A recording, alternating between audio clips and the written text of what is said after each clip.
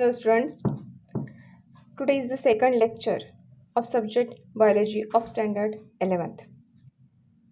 In this chapter, firstly, we are going to study the five kingdom system of classification and virus. Remaining portions, for example, systematic classification, three domains of life, numerical taxonomy, cladogram, phylogeny, DNA barcoding, taxonomic categories, taxonomic hierarchy, unit of classification and nomenclature. This topic is reduced. Only five kingdom system of classification and acellular organisms are going to study in this chapter. Syllabus मी आत्ताच सांगितलं आहे. Reduce सिलेबसमध्ये systematics taxonomy classification जरी नसेल तरी पण taxonomy शिकताना क्लासिफिकेशन काय आहे, सिस्टमॅटिक्स काय आहे, यांचा अर्थ काय आहे हे शिकणं गरजेचं आहे. So in this chapter means सिस्टमॅटिक्स of living organisms. These three topics are to be covered. You know that all living organisms are alive. You better know about the characteristics of living organism. We have studied in earlier lecture. Growth, respiration, movement, excretion, death, responsiveness to stimuli, these are the characteristics of living organisms. All the life processes are carried within a single cell. So that cell is the basic unit of life. Every living organism is made up of cell. Some are made up of single cell called as unicellular organisms, for example amoeba. Some are made up of many cells called as multicellular organisms, called example human beings. Before start this lesson, first of all we must study what do you mean by biodiversity. Diversity means variety. Bio means life. Variety of organisms are found in our surroundings. This variety of life which are exist on the earth. On the earth there are many aquatic animals, microorganisms like bacteria, virus, birds, fungus, flowering and non-flowering plant. They are all living organisms. And if you look at them and if you try to compare them, you have seen lot of variety in between them. Another, if you look at the fishes, do you see all the fishes are same? No, they have some variation in between them. म्हणजेच काय, in our surrounding there are different varieties of animals and plants.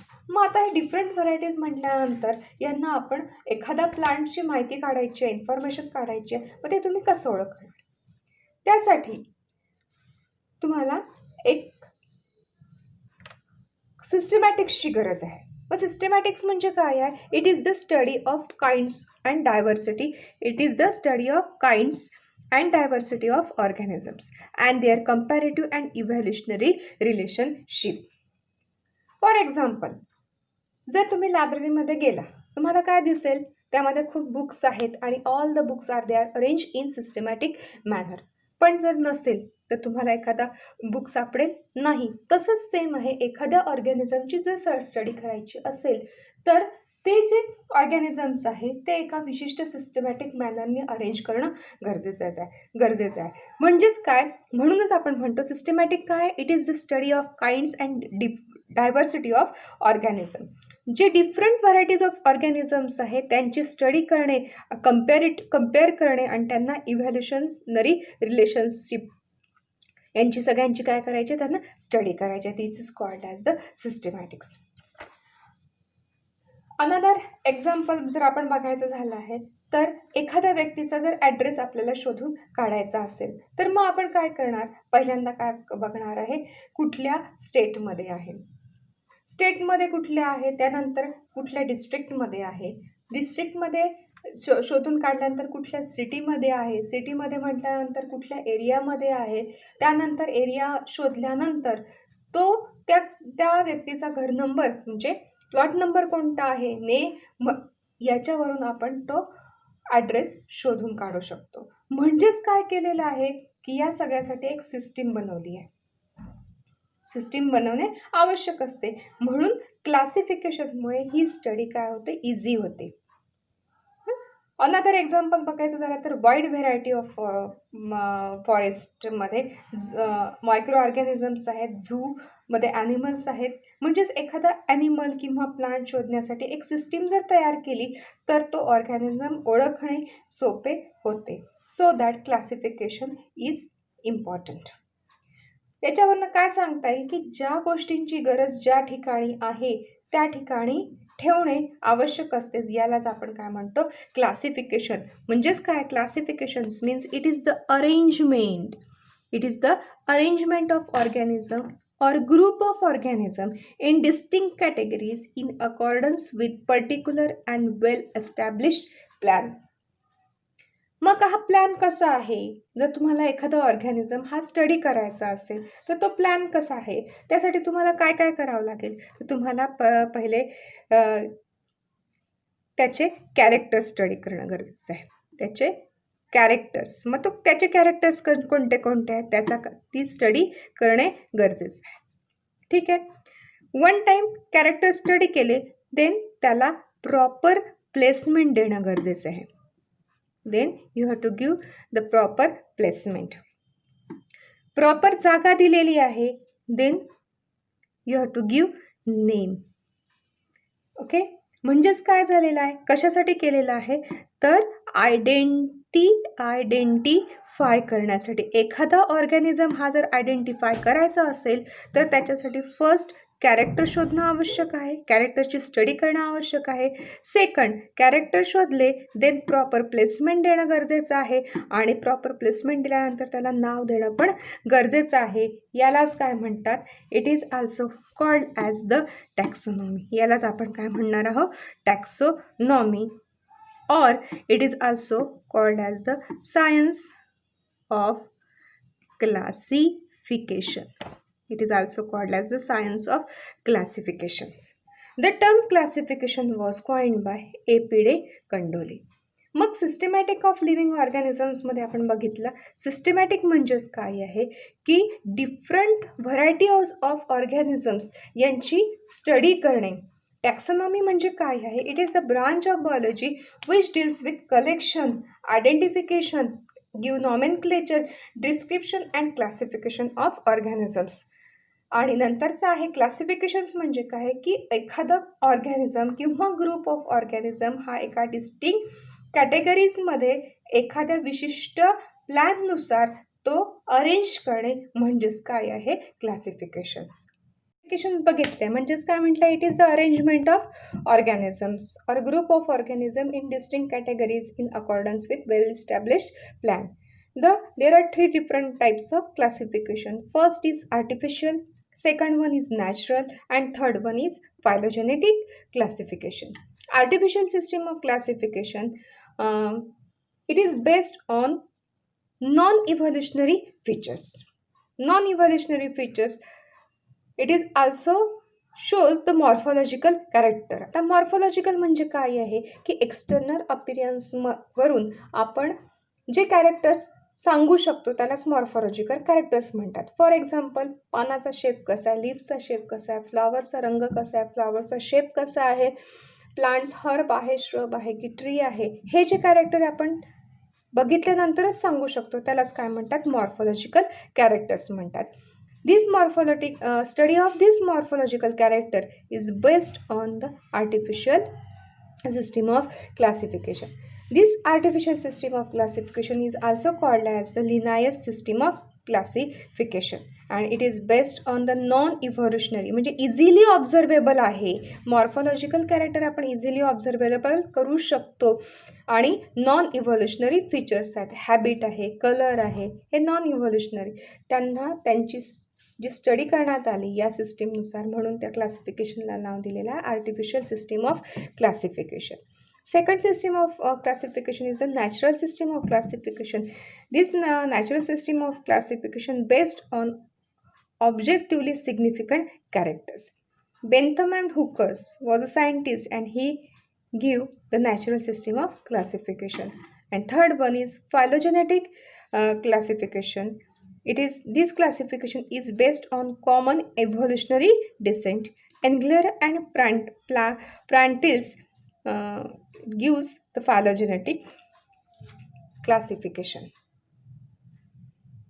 Branch of biology in which collection, identification and nomenclature, description of and classification of organism is called as the taxonomy. म्हणजेच काय, taxonomy शिकताना आपल्याला classification कशा पद्धतीने केलं जातं हे आपण शिकणार आहोत.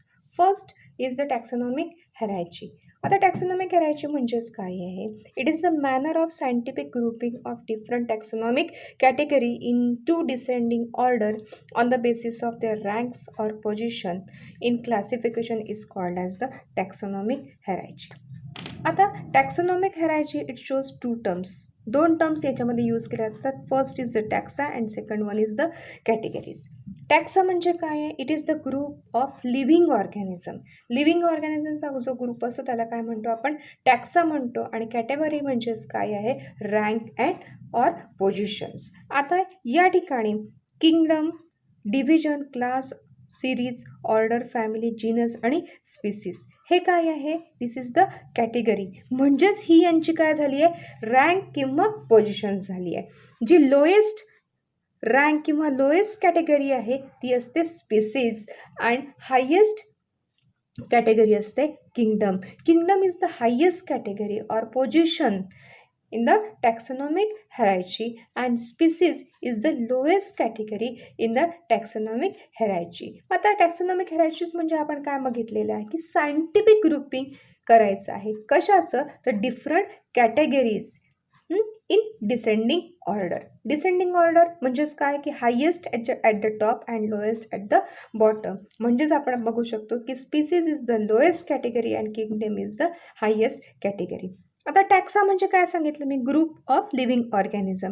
आता किंगडम हायेस्ट आहे, ठीक आहे. म्हणजेच या किंगडममध्ये एक तर लिव्हिंग ऑर्गॅनिझमचा ग्रुप येईल. जर प्लांट्स असतील तर ते काय येणार? किंगडम प्लांटीमध्ये. जर ॲनिमल्स असतील तर येणार ॲनिमॅलिया. नंतर आहे डिव्हिजन, अँजिओस्पर्मी आहे, क्लास डायकॉटिलेडॉन आहे, सिरीज पॉलिपेटाली आहे, ऑर्डर माल्व्हेल्स आहेत, फॅमिली माल्व्हेसी आहे, जीनस हिबिस्कस रोजा सायनेन्सिस आहेत. म्हणजेच या हेरार्चीमध्ये जो टॅक्सा आहे किंवा त्याला आपण म्हणतो group of living organisms, they are arrange in descending order. जी स्पीसीज आहे या स्पीसीजला नेहमी स्मॉल लेटरमध्ये लिहितात आणि it is always underline. Let's discuss these categories one by one. As we studied, species is the lowest category. So it is called as the basic unit of classification. मग याची definition काय आहे स्पीसीजची? A group of interacting. काय म्हटलेलं आहे? It is a group of interacting and interbreeding individuals which closely resemble with each other. म्हणजेच काय आहे की असे जे ऑर्गॅनिझम्स आहेत यांच्यामध्ये काय होतं की इंटरॅक्टिंग आहे त्यांचा ग्रुप आणि interbreeding individuals which are closely resembles with each other. बघा, फॉर एक्झाम्पल रबर प्लांट आहे, त्याचा स्पीसीज कुठला? इलॅस्टिक आहे. म्हणजेच काय झालेलं आहे की हा एकच प्लांट आहे का अर्थवर? नाही, डिफरंट प्लांट्स आहेत. मग हे जे ऑर्गॅनिझम्स आहेत यांच्यामध्ये काय आहे? ग्रुप्स ऑफ ऑर्गॅनिझम्स यांच्यामध्ये इंटरॅक्टिंग आहे आणि यांच्यामध्ये इंटरब्रीडिंग इंडिव्हिज्युअल्स. जो नवीन ऑर्गॅनिझम्स तयार झालेला आहे after breeding, they are closely resemble with each other. जे बनियन ट्री आहे किंवा वडाचं झाड आहे, पिंपळाचं झाड आहे, रबराचं झाड आहे, अंजिराचं झाड आहे, हे जे प्लांट्स आहेत यांच्यापासून जो नवीन ऑर्गॅनिझम्स तयार होणारा असतो तो कसा असणार आहे? They are closely resembles with each other. यांच्यापासून न्यू ऑर्गॅनिझम किंवा न्यू प्लांट जो तयार होणार आहे तो डिफरंट नसतो. म्हणजेच ही काय झाली? स्पीसीज झाली. मग बनियन ट्रीची स्पीसीज काय आहे? बेंगालेन्सिस आहे. पीपल ट्रीची स्पीसीज काय? रेलिजिओस आहे. रबर ट्रीची स्पीसीज आहे इलास्टिका अँड फिग प्लांटची आहे carica. Next category is genus. Genus means it is group closely related species which resembles one another in certain characters. म्हणजेच काय? मॉर्फॉलॉजिकली कॅरेक्टर्स जे आहेत ते जर सेम आहे पण ते एकमेकांशी इंटरप्रेट करू शकत नाही. They do not interpret with each other. For example, people, banian, fig, rubber are different species. Why? Because they differ in structure of vegetative parts. Vegetative parts म्हणजे काय? स्ट्रक्चर ऑफ लीव्ज असेल, textures of leaves असेल, height of plants असेल, but it रिझेंबल with each other in structure of flowers and fruits. Hence they are included in single genus which is called as ficus. का बरं त्यांना एका जिनसमध्ये include केलं आहे? Because vegetative parts different आहे. They do not interpret each other. Morphology characters हे same आहे. Morphologically they are same. Structure of ल्यूज आहे, टेक्स्चर्स ऑफ ल्यूज आहे, हे डिफरंट आहे. जर ते क्लोजली रिझेंबल्स आहेत, मग मॉर्फोलॉजी कोणते मॉर्फोलॉजिकल कॅरेक्टरनी तो रिझेंबल्स होतो, तर they are resembles with each other in structure of flowers and fruits, so they are included in single genus ficus. So ficus is the genus and religiosa is species. Third category is family. It is a group of closely related to the genera. बघा, mustard, radish, cauliflower same आहे का? मोहरीचे फुलं बघितले, मोहरी plants बघितले, मुळा, कोबी. They differ in morphological characters but they show some similarity in floral characters. काही यांचे जे फ्लॉवर्स आहेत यांचे कॅरेक्टर्स हे सिमिलर आहे. So they are included in common family Cruciferae. मग जी फॅमिली आहे, family end with a e. Cruciferae म्हणजे काय? Flower shows cruciform corolla. मग क्रुसिफॉर्म करोला मीन्स प्लांट्स कसे आहेत, प्लांट्सचे फ्लावर कसा आहे, फ्लावरचा जो पेटल्स आहेत they are polypetals. Poly means all the petals are free from each other, they are not attached with each other or they are not fused. It consists of 4 petals and each petals are arranged in crosswise manner. So it is cruciform corolla. मग family काय आहे? It is closely related to the genera. जरीही different morphological characters असले तरीही काही floral characters आहेत हे similar आहे. सो याच्यावर त्यांना एका कॉमन फॅमिलीमध्ये इन्क्लूड करण्यात आला आहे किंवा स्थान देण्यात आलं आहे. यालाच काय म्हणतात आपण? Category is family. Category is order. Order it is the group closely related to family which resemble in major characters. For example, आपण एखादी फॅमिली बघितली, रोझेसी आहे म्हणजे सगळे रोज त्याच्यामध्ये येतात आहे. त्यानंतर जर आपण लेग्युमिनेसी फॅमिली बघितली आहे, समजा ज्या प्लांट्सला लेग्युम्स येतात, शेंगवर्गीय वनस्पती आहेत, या डिफरंट फॅमिलीमध्ये आहे. म्हणजे रोझेसी ही रोझेसी फॅमिलीमध्ये येत आहे. पी प्लांट लेग्युमिनेसी फॅमिलीमध्ये आहे. डिफरंट फॅमिली आहे but they are placed in order Rosales. एकाच ऑर्डर्समध्ये त्याला स्थान देण्यात आलं आहे. का बरं? Because it shows perigynous flowers and marginal placentation. आता प्लासेंटेशन म्हणजे काय आहे? प्लासेंटेशन्स म्हणजे फॉर एक्झाम्पल जर तुम्ही पी प्लांट बघितलं असेल, पी प्लांटपेक्षा वाटाण्याची शेंग बघितली आहे, यामध्ये सगळे जे सीड्स आहेत हे अशा प्रकारे अरेंज झालेले असतात. म्हणजेच काय की seeds are arrange at the margin. So this is the marginal placentations. Different family आहे. लेग्युमिनेसी पी फॅमिली लेग्युमिनेसीमध्ये येत आहे, पण त्यांचा ऑर्डर एकाच ऑर्डरमध्ये त्याला स्थान देण्यात आलेलं आहे, रोझेसी किंवा लेग्युमिनेसी. का बरं रोझेसमध्ये दिलेलं आहे? कारण it shows the perigynous flowers and marginal placentation. Orders ends with ALES. Another example, Malvaceae different family आहे, टिलिएसी वेगळी आहे, Sterculiaceae are different but they are included in same orders Malvales. का? बिकॉज 3 डिफरंट फॅमिलीज जे आहेत यांच्यामध्ये काही characters आहेत ते placentation, for example axil placentation show करतो. म्हणून त्या तिन्ही डिफरंट फॅमिली असल्या तरी त्यांना एकाच ऑर्डरमध्ये स्थान देण्यात आलेलं आहे माल्व्हेल्समध्ये. Next category is the subclass. It is group closely related to order generally end with AE. For example, malveals, ranels, parietals. These are the different orders. These are the different orders. But some of the organisms जे काही plants आहेत, living organisms आहेत, त्यांच्यामध्ये free petals आहेत. Orders differents आहेत, ठीक आहे, पण त्यांचे जे पेटल्स कसे आहेत, फ्री आहेत, म्हणून त्यांना नाव दिलेलं आहे पॉलीपेटॅली. आणि काही ज्यांचे ज्या प्लांटचे पेटल्स फ्यूज असतात त्यांना नाव देण्यात आलेलं आहे gamopetalae. This is the sub class. Next category is Dicotyledonae and Monocotyledonae. आता डायकॉट म्हटल्यानंतर it shows two cotyledon. It shows two cotyledon in the developing embryo, and it shows only single or it shows one cotyledon. मग class किती प्रकारचे आहेत? डायकॉटिलेडॉनी आणि मोनोकॉटिलेडॉनी. म्हणजेच ज्या प्लांट्समध्ये, ज्या प्लांटच्या सीड्समध्ये 2 कॉटिलेडॉन्स दिसतात आहे त्यांना डायकॉटिलेडॉनीमध्ये इन्क्लूड करतात, आणि ज्या सीड्समध्ये 1 सिंगल कॉटिलेडॉन्स आहे they are included in Monocotyledonae. Next category is division.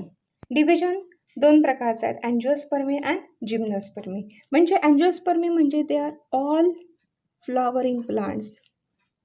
All flowering plants they are included in Angiospermae, आणि without flowering plants they are included in gymnospermy. Next category is subkingdom. Division, angiospermy and gymnospermy will form the subkingdom phanerogams and cryptogams. Seed producing plants जे आहेत they are included in phanerogamy and spore producing plants included in cryptogamy. म्हणजे gymnospermae जे आहे, division gymnospermae, त्यांच्यामध्ये हे सगळे जे plant जे आहेत त्यांच्यामध्ये स्पोर प्रोड्यूस्ड होतात. आणि अँजिओस्पर्मीमध्ये ऑल फ्लॉवरिंग प्लांट्स आहेत, सीड्स त्या ठिकाणी प्रोड्यूस्ड होतात. मग next is the highest category is the kingdom. It is the highest taxonomic category. All phanerogams and cryptogams जेवढे आहेत ते प्लांटीमध्ये येतात आहे. And all the animals they are included in Animalia kingdom. These are the taxonomic hierarchy. मग kingdom is the highest category and species is the lowest category.